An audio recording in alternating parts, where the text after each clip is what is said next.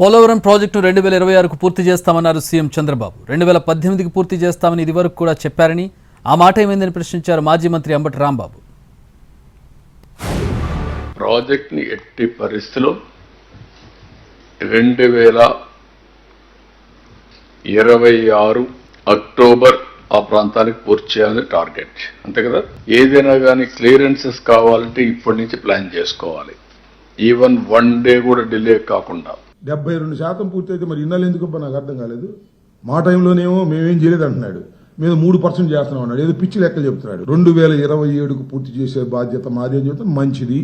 నేను ఒక మాట అడుగుతానండి, ఏమనుకోవద్దు చంద్రబాబు నాయుడు గారు, ఇంత ముందు కూడా చెప్పారుగా 2018కి పూర్తి చేసి ఎన్నికలకు వెళతాం అని బల్ల గుద్ది చెప్పారుగా. ఏమైంది ఆ రోజు? 2018 తర్వాత 19కి వచ్చావు, 19 ఎలక్షన్ జరిగినాయి, మీరు ఓటమి పాలయ్యారు. 27కి చేస్తా ఉన్నారు. మంచిదే, చేయండి. 27కి చేయొచ్చు. అక్కడ పెద్ద పనులన్నీ మేము మా టైంలోనే చాలా వరకు పూర్తి చేసాం.